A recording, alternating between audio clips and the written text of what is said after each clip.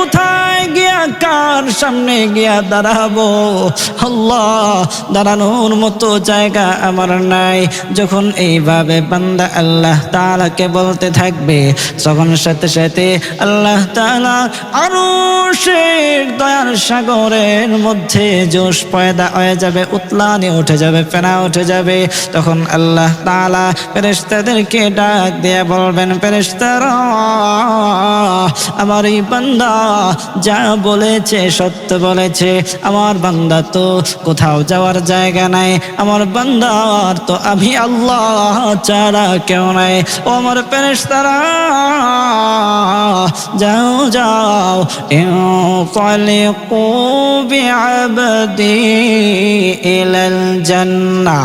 ফেরেশতারা, আমার এই বান্দাকে তোমরা জান্নাতে নিয়ে যাও।